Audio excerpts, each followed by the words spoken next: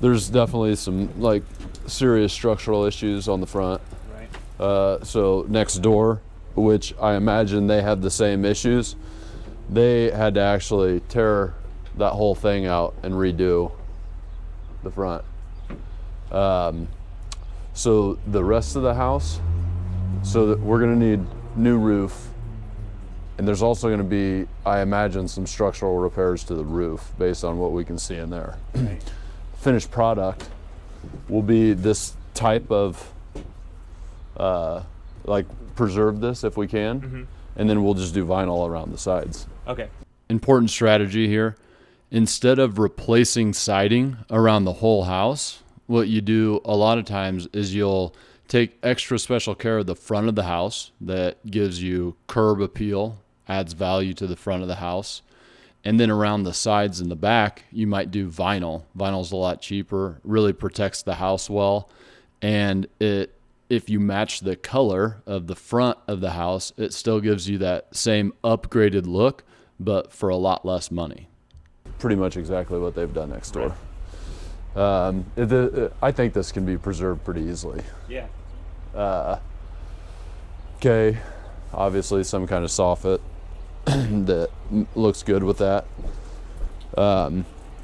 If we can preserve the deck and rebuild this front wall without it, that would be ideal. And I think that is possible. Always looking to preserve what you can. The house next door had a structural issue, probably the same exact structural issue we'll have at this house. I actually saw them there fixing it. And they ripped off the whole deck. And to rip off the whole deck, you're going to have to hold up that awning because it's structurally supported by the posts up from the deck. So they had to build temp walls. They had to tear out the deck.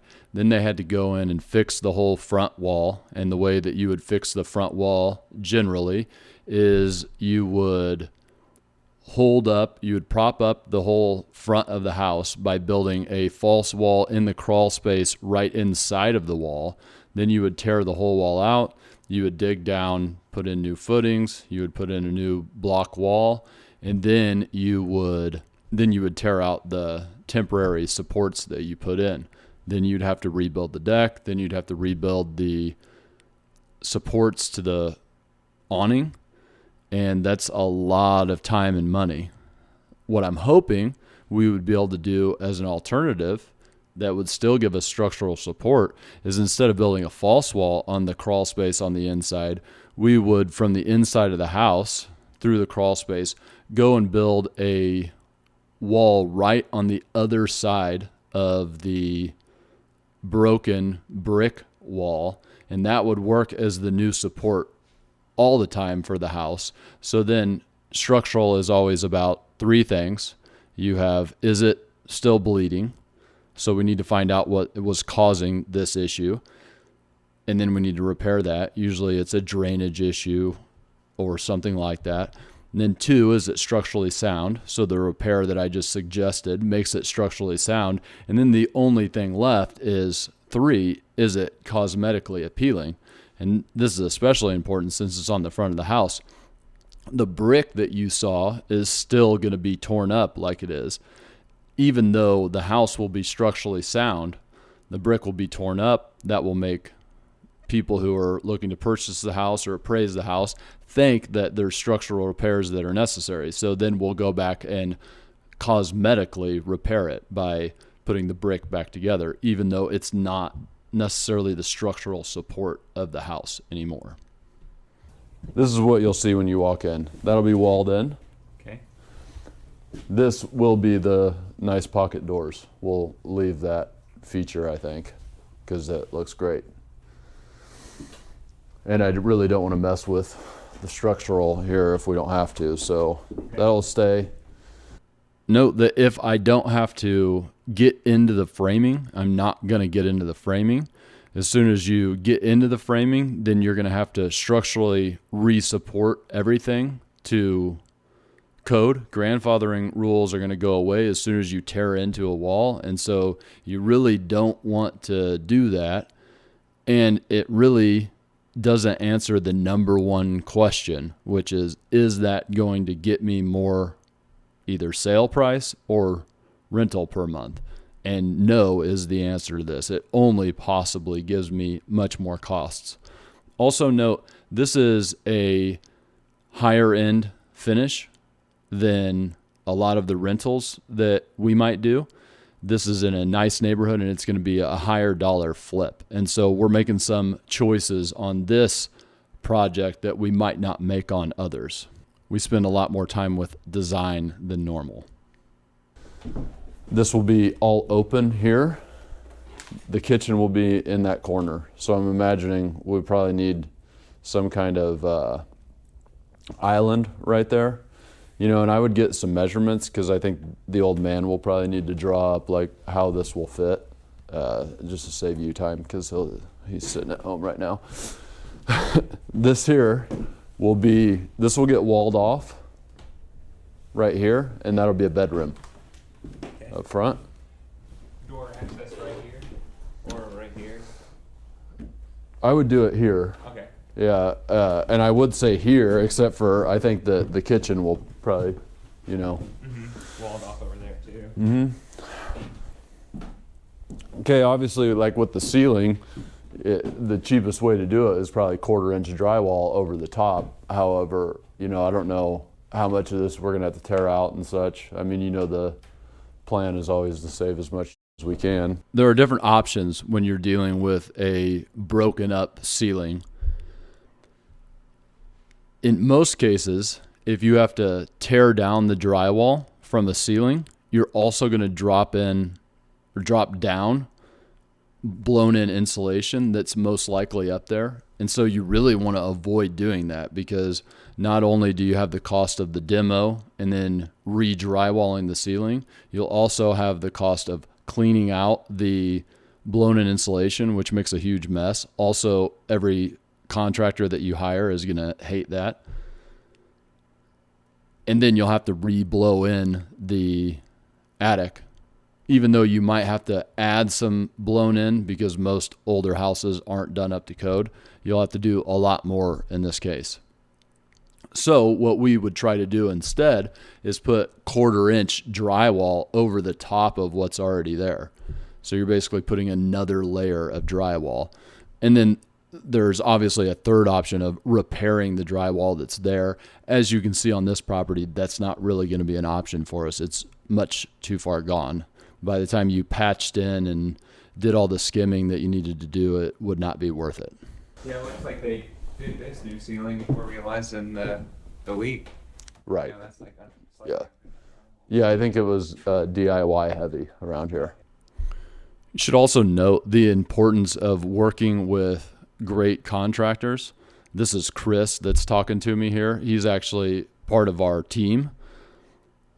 But as you can see, he's giving me suggestions on what he thinks that we should do. And he's out in the field on these projects all the time. And so a great contractor partner or internal crew member is going to add so much value for you, especially if you're not a past contractor yourself who knows what's going on in these properties. But once again, note, I am one of those and I'm still getting tips.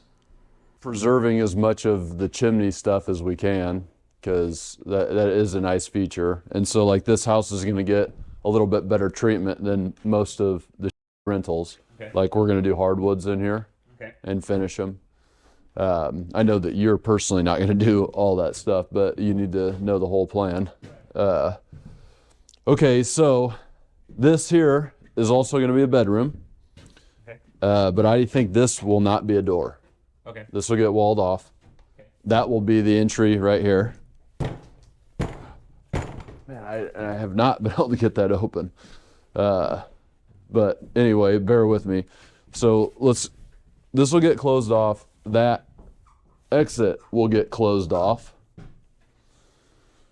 Okay, just to, yeah, well here, let me explain real quick. So this bedroom would get accessed via this hallway, right? So this hallway will stay here and there'll be, instead of a door, just an opening. Okay. Okay, and then, so you access the bedroom here. This will all be walled because, well, just see through here before we go to, because that's a bathroom across the way. That'll stay a bathroom. This is a bedroom. That's going to be the master bedroom. The new, we'll put like a nice door there going off to a deck. Okay. Okay. And then they'll have their master bathroom, and this will get enclosed. This little 40 square foot space, we'll take off the stairs. This will get enclosed. And so basically, Big closet. yeah, so this will just be, wherever you can get a closet into this space. But generally, we don't want to change the layout that much. There's two factors at play here.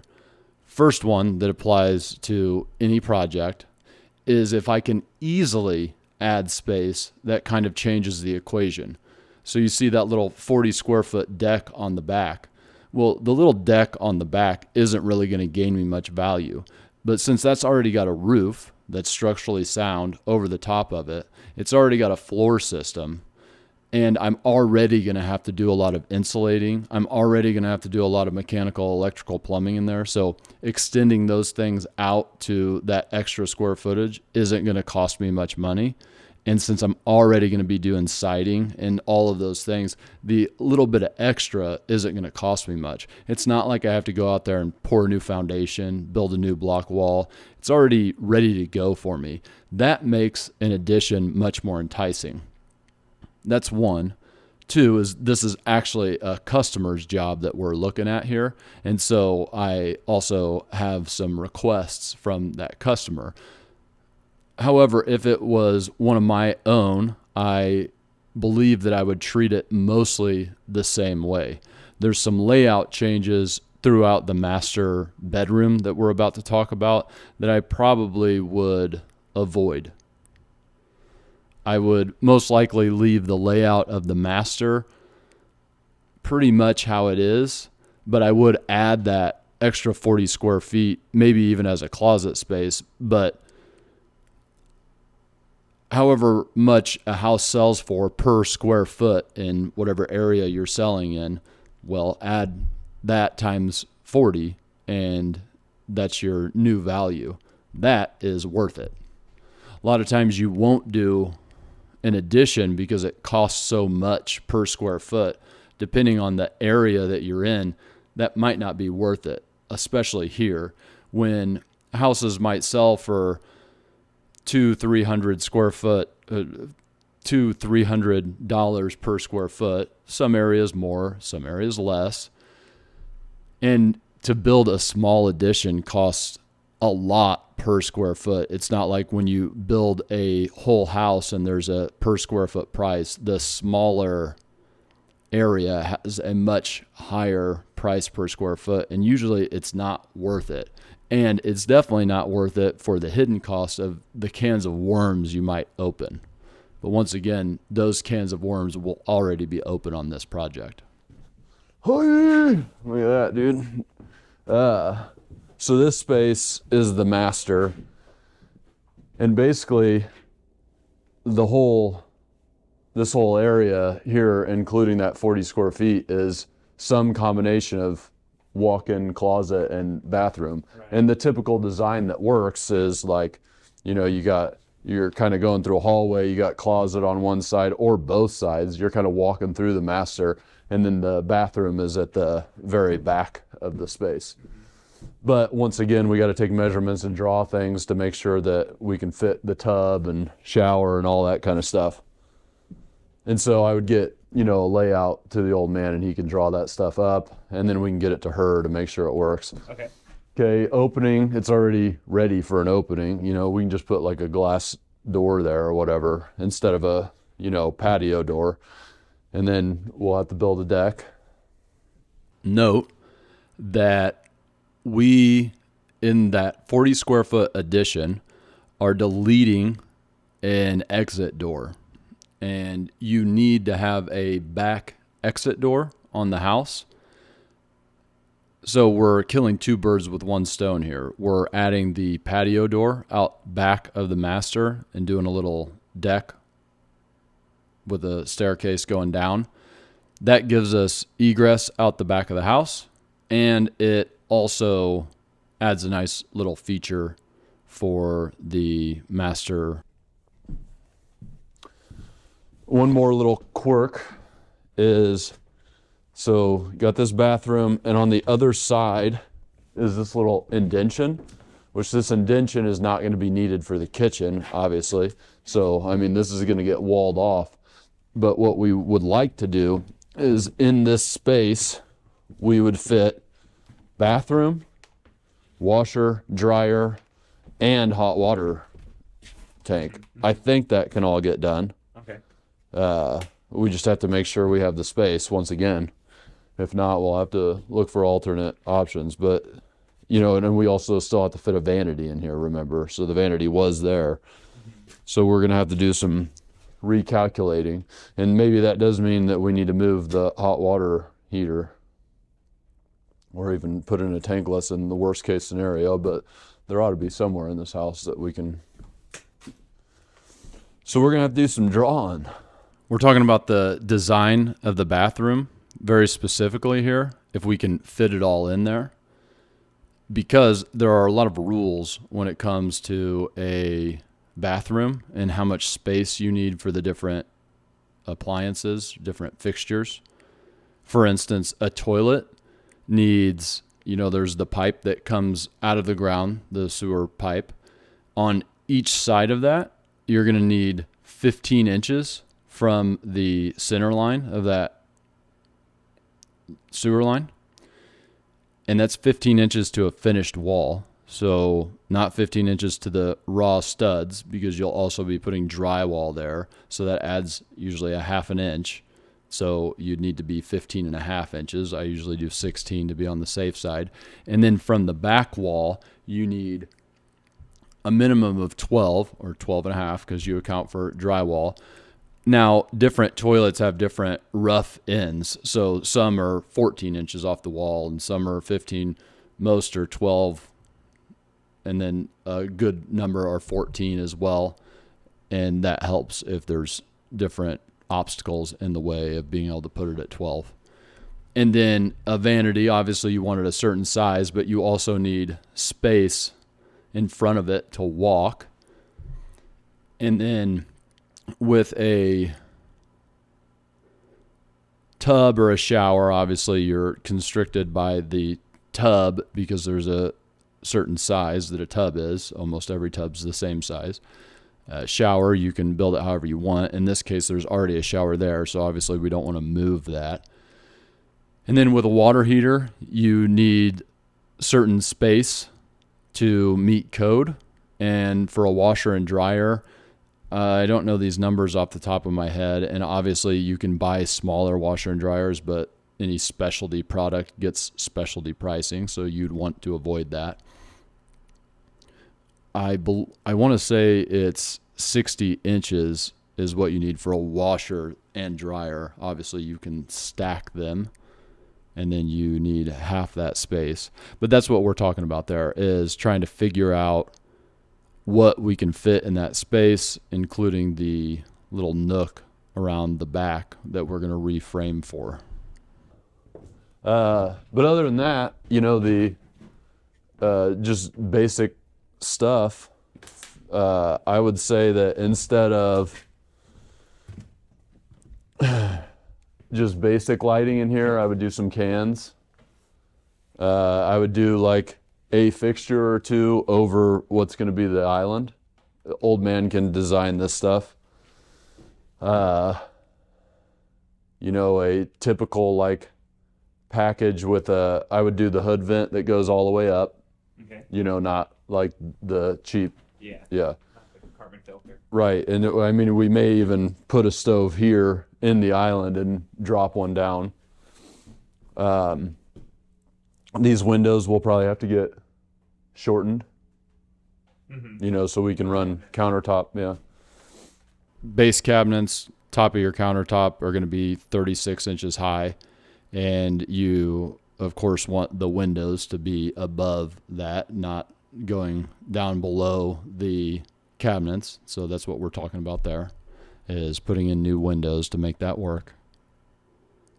Or cabinet, oh yeah, whatever. Or cabinet, oh yeah, whatever. You know, that's probably where the sink goes. You but once again, old man design. He's good at that stuff. Other than that, it looks like some DIY electrical got done. I would almost bet it all has to get redone. Okay. HVAC, it's going to have to get new. And then plumbing is the final factor here.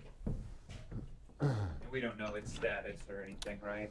Like whether or not it's. I would just assume F because, we're going to have to pull, but you know how it goes. But then in addition to all of that, be careful on these steps. I've talked about this in a lot of different videos, but this is the on-site initial walkthrough. Once we start the actual project, before we get boots on ground, we're going to go through with mechanical, electrical, plumbing contractors and specialty contractors for each of the things that we find here. So I'm saying I assume a lot because what I'm doing is I'm collecting the clues that are in front of me. So I see signs of DIY. I see things that I know aren't going to meet code requirements. And so because of that, I'm assuming the things that I don't see are also done like that. Therefore, I make the conclusion that I'm most likely going to have to rewire the whole house. And with the plumbing, I think that I will show you here in a little bit what I see with the sewer line, and what I can see underneath the house tells me that I don't really have a chance of not having to replumb the whole house. So once again, I'm taking all the clues that I have, and I'm making a conclusion based on that. I'm always going to lean towards the conservative side when I'm building a budget pre-purchase, so I can make sure that my funds will cover my project. And then once the project starts, we'll be able to get all of the contractors in there. Ay, ay, ay. I don't think you're supposed to be able to see those. Yeah, we got. Even the vent, I think, like at 38, they made us get rid of that. Yeah, I think there's no chance. So, like, I planned on having to redo pretty much all of it. And I don't even know where it goes because there's no manholes back there. So, like, does it go around into the front? I really don't have a clue. And then check, structural stuff here too, Chris. Yeah, it's very weak. Yeah.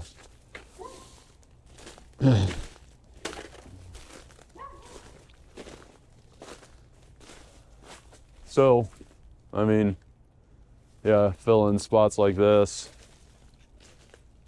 We could probably do some patching here and end up painting the vinyl.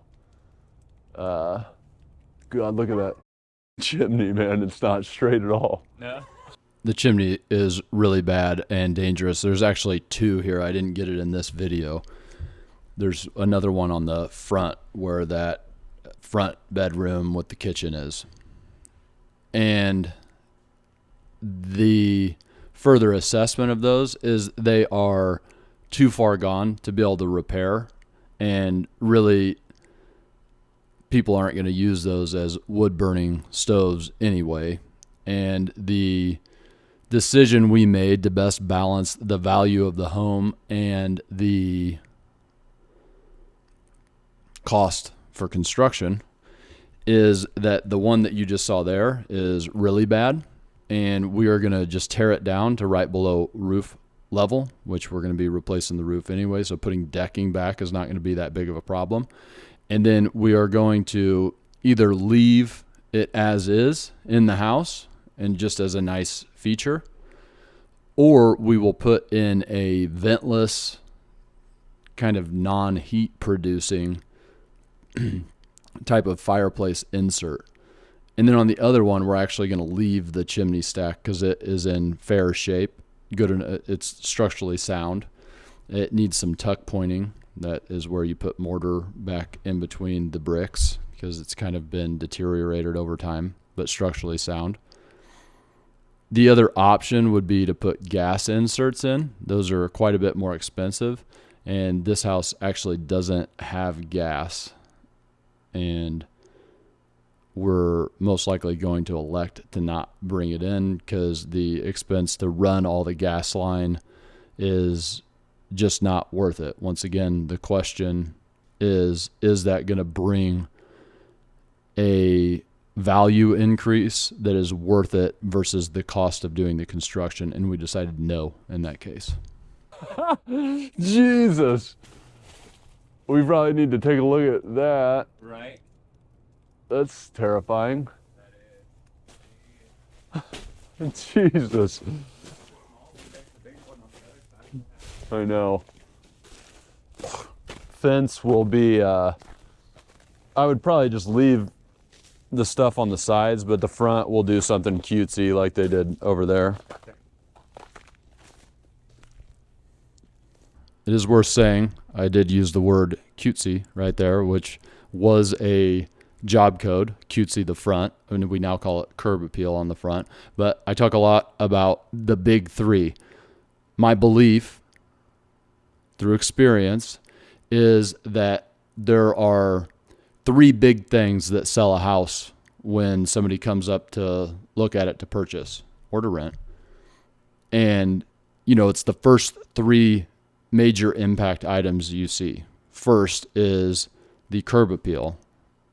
That's cutesy the front. So we're going to do some things to really make it enticing on the front. And then when you walk in the house, you notice that we talked a lot about the kitchen because you're going to walk in, you're going to see the curb appeal, 1. 2, you're going to walk in the front door, see nice refinished hardwoods, 2. 3, you're going to turn that corner and you're going to see a nice hanging hood vent over a stove, great kitchen that really matches the neighborhood, doesn't exceed the neighborhood, really matches the neighborhood, the refinished houses in the neighborhood. Those are your big three. Once you've sold a person, the rest of the house is about not unselling them. So if you have a lot of things after the big three that are really below the finishes in the rest of the neighborhood, you're going to start taking strikes and eventually you'll unsell the house. Some minimal landscaping stuff. I said the roof already, but this door will get deleted. This is all not looking good. Tower's still here, though. Oh, I guess they tried to make it a duplex or even a triplex at some time. Interesting. The windows don't look terrible. They look newer. So maybe we do end up putting a full patio door there. I'm not sure. I mean, This is a classic full gut job. We're going to go in and we're going to have to do the demo that's necessary to get at that mechanical, electrical, plumbing, and all the structural work that we'll have to do. We'll need to do framing. We'll need to do structural repairs. We're going to need to do a new roof. We're going to need to then move to phase 2, where we'll have a full mechanical, electrical, plumbing rough-in, not a repair here. Full rough-in. We'll actually have to redo the meter and the panel. We're going to have to do a new water heater. We're going to have to most likely, like 95% likely, dig up a new sewer line. From the looks of things, that's not going to cut it, but we'll do a sewer scope as soon as we own the house and can start working on it. This was pre-buy, I believe. And then we will move to phase 3. We'll have full drywall, hang new. We'll have interior paint. We'll have floors, hardwood refinishing, and make sure that we put ram board down after the hardwood refinishing so it doesn't get damaged. And then in the replacement block of phase 3, we're going to be doing some deck building. We're going to be doing some siding. There will be some window replacement. I'll probably audible all that stuff into phase 4 because I'll have all arounders in phase 4 really doing all that stuff to create some efficiencies. Anyway, phase 4, I'll have the kitchen block. You know what we're doing in the kitchen. We have 2 bathrooms. We have trim throughout the carpentry block. We have the exterior block, a lot of repairs to be done around the outside, and then the replacements that we discussed that we'd most likely audible there. Phase 5, we're going to have all the trim outs, the electrical, mechanical, plumbing, all the fixtures. We're going to put in all our hardware that matches throughout the entire house. We'll probably choose like a black or maybe a stainless steel here. And then we're going to get through our final inspections with the city and clean it up and put this thing on the market. And that is a full gut job. This is a 6-figure plus renovation. And there's probably not a lot of surprises on this one. When you have a full gut job, it is a big project and it's scary for a lot of people. And truly, I, just like everybody else, would rather go get a cosmetic rehab and do it quick for, under $30,000, get it back on the market quick and so on and so forth. But the good thing about these bigger projects is that you already know you got to do everything. And so there's not going to be a whole lot of surprises. Not a whole lot of surprises. Anyway, there's the scope of work. Thank you.